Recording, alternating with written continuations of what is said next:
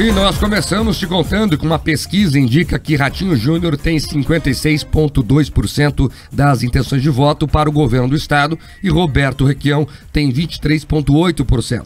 Já na disputa pelo Senado, Álvaro Dias e Sérgio Moro aparecem empatados. O levantamento realizado pela Paraná Pesquisas e divulgado ontem indica que o atual governador do estado, Ratinho Júnior, tem grandes chances de vencer no primeiro turno. Além dele, apenas Roberto Requião do PT e Ricardo Gomide do PDT pontuaram mais de 1%. Nós vamos agora acompanhar os números. Na pesquisa estimulada, quando os entrevistados têm a lista dos candidatos, Ratinho Júnior do PSD aparece com 56,2% das intenções de voto. Em segundo lugar está o ex-governador Roberto Requião do PT, com 23,8%, seguido por Ricardo Gomide do PDT, com 2,5%. Os outros candidatos não chegaram a 1%, enquanto brancos e nulos somam 8,6% e 7,6% não sabem ou não opinaram.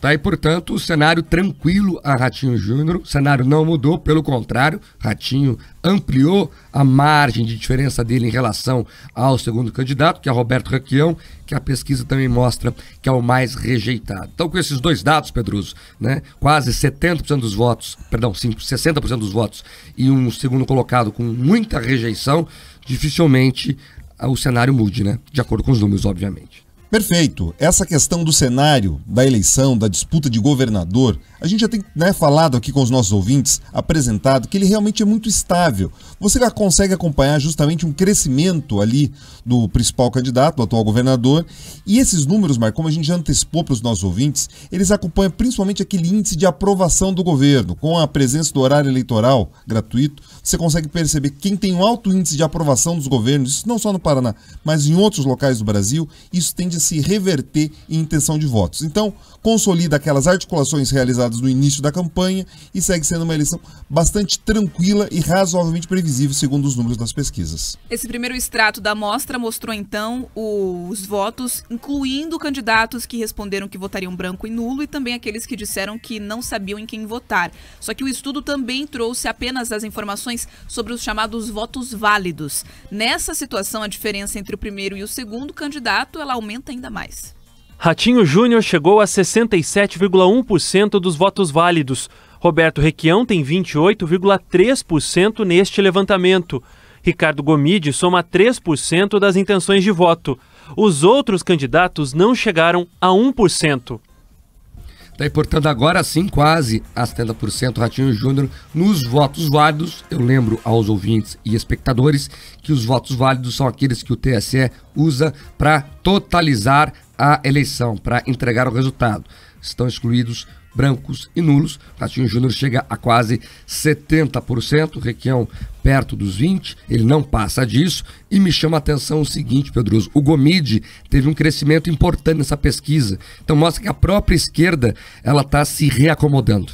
Olha, quando você consegue olhar essa questão da dificuldade que o Requião tem de crescer, principalmente herdando ou aproveitando as intenções de voto que o candidato do PT ao governo federal tem, fica evidente, Marco, que esse espaço que a esquerda, ou parte dessa esquerda que vota no candidato PT no governo federal, não se identifica com o Requião para governador.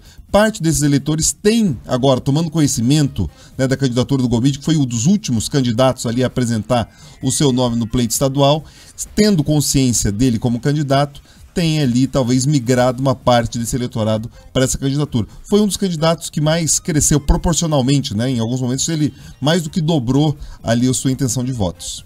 O levantamento também trouxe os números da corrida ao Senado. Os dados apontam que Álvaro Dias do Podemos e Sérgio Moro do União Brasil estão empatados tecnicamente.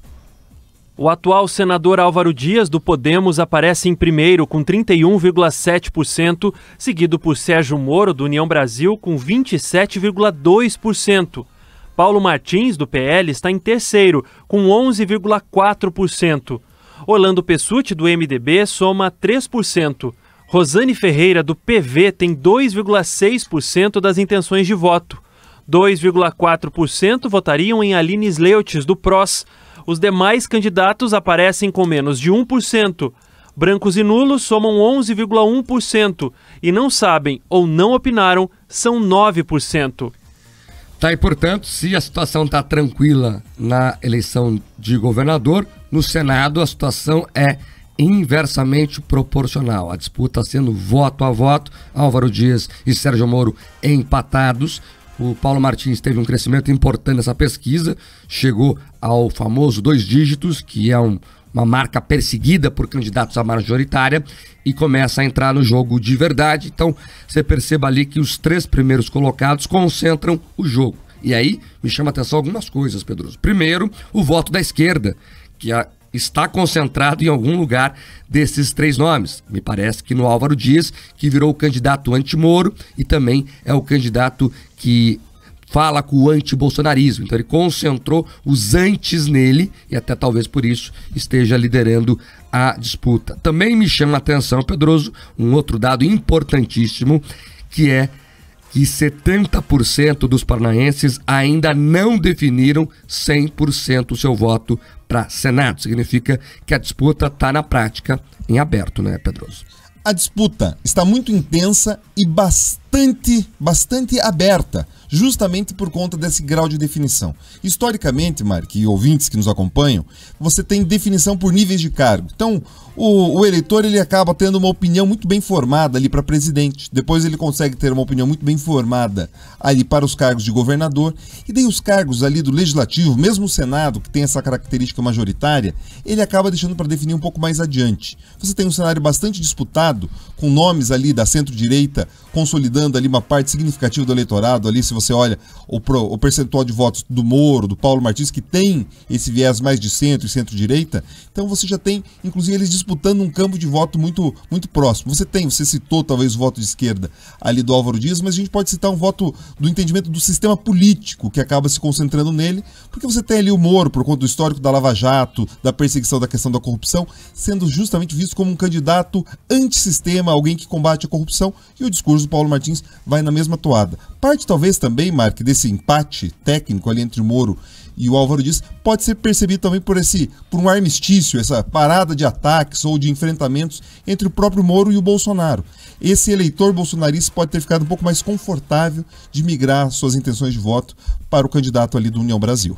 A pesquisa também apurou as intenções de voto dos paranaenses para presidente do Brasil. Segundo o estudo, Jair Bolsonaro do PL aparece com 48,6% das intenções de voto e Luiz Inácio Lula da Silva do PT chega a 28%. Ciro Gomes do PDT tem 6,5% e logo em seguida Simone Tebet do MDB com 4,3%. Os demais candidatos não atingiram 1%. Bom, nenhuma mudança de cenário aqui também. Bolsonaro bem na frente em relação aos outros candidatos à presidência aqui no Paraná. O que me chama a atenção é que o Lula tem quase 30% aí, Pedroso, e o Requião não chega quase a 20%.